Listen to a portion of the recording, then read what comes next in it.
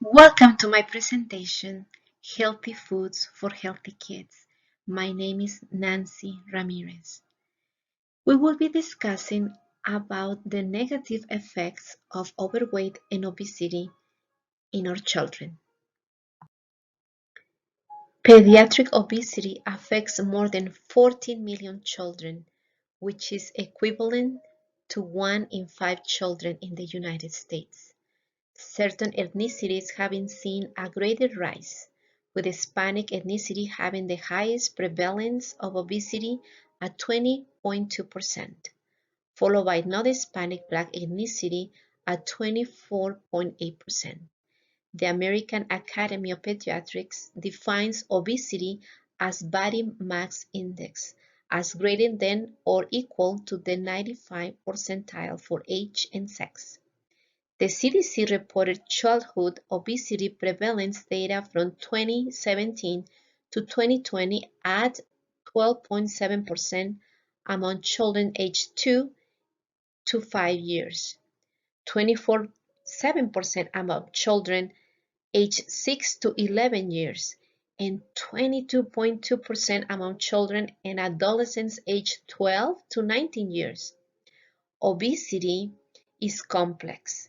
Many factors can contribute to excess weight gain, including behavior, genetics, and taking certain medications. But societal and community factors also matter. Childcare and school environments, neighborhood designs, access to healthy, affordable foods and beverages, and access to safe and convenient places to physical activity affect our ability to make healthy choices. To fight back overweight and obesity against our little ones, it is important for parents and caregivers to have knowledge and make important changes. Childhood obesity is a complex issue. Many different factors contribute to child obesity, but with proper knowledge, parents, caregivers, and children can fight back and make changes in behavior that can have a positive and long-lasting effects on the lives of children. Let's study this graph for a minute. In this graph, it shows the percentage of Utah children who were obese by grade and sex, first, third, and fifth grade in Utah in 2018. As we can see, as the child grows up, if the problem is not corrected, the obesity or overweight also may increase. So it is so important for us to make those small changes. These small changes that we do now, today, will have very great results for the health of our children. How do we compare with the US? In the US, there has been more than a 200% increase during the past 38 years in the number of obese children aged 2 to 19 years, 5.2% in 1971 to 1972, and 16.9% in 2011 and 2012. An increase has also been observed in Utah between 1994 and 2010, with the number of overweight third graders, boys and girls, increasing by 97% and 40% respectively. In 2019, 50.5% of public high school students in the U.S., in contrast with 9.7% of Utah public high school students, were obese in 2019. It always amazes me how small changes that we do in our lives can have a great effect. And this is also in our nutrition. I'm going to tell you a story about my friend Jose. Jose is an 8-year-old sweet boy that lived with his mom, dad, and one brother. Jose is the youngest. His parents, both of them, work long hours. And after school, Jose spends about 2 or 3 hours in a daycare. Jose has a very peculiar diet. He will only eat sugary drinks and snacks, cookies, chips. That's all he eats. His mother tried to pack him a healthy lunch, but he won't eat it. He will only eat what he likes, and his parents have surrendered to his peculiar diet. But all of this behavior of eating just snacks and sugar drinks and not having too much activity, because Jose loves to play video games, has caused Jose to be overweight. This behavior has really damaged Jose's ability to perform at school. One day in school, they have a physical activity, and Jose was really tired. He almost passed out. He felt embarrassed that he couldn't perform as his classmates. His mom told me about her concern. She also had learned how obesity in the United States has increased, and she wanted to find solutions. There was a problem, a barrier that that was affecting Maria. That's the name of Jose's mom, to help her son, and that was the language barrier.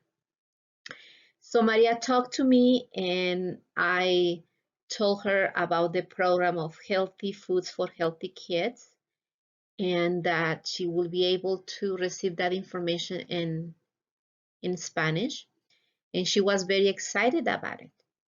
And I will share with you the things that she learned, that she can do small things in Jose's diet that can make a big difference for him. Small changes. For Jose to come overweight, how he's today, it didn't happen overnight. It was a constant behavior. So she needs to make those changes, small changes, and she will see the positive effects of making those small changes. And for that, she needs to include Jose in changing her diet. But I'm sorry, his diet. Now that we know how overweight and obesity is affecting our children, let's do something about it. I would like you to ask you 3 questions that I would like you to ponder and think about these things that I'm going to ask you. First, what are some changes we can do to offer nutritious choices for our kids?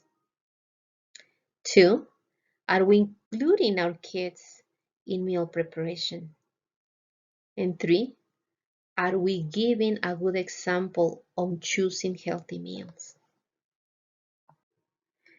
Let me share with you the things that I told Maria, how she can tackle Jose's overweight. So I would like you to think, how much sugar and processed foods are our kids eating every day? Are we providing nutritious food options for them? It is easier to eat packaged or processed food, especially when parents are working long hours and they don't have time to cook, right? I have a plan, of things that I believe can help us. It's important to have a plan. Make a shopping list, including vegetables and fruit in your shopping list. Take it with you to the grocery store. Take your child with you. Do not buy sugary drinks and snacks. Other thing that I don't want to forget to tell you, when you go to grocery shopping, don't go hungry. Go, you don't feel hungry, so you plan what you're gonna buy, and don't get tempted to buy unhealthy foods. Make a menu for the week. I know that sometimes parents are busy working, but it is important to set aside this time to make a plan. What is my child eating while I'm not at home? And maybe you need to cook ahead. Maybe buy containers and put in the containers the food that you and your child prepare. It is so important for us to include our kids, not only for them to be involved, but also to teach them.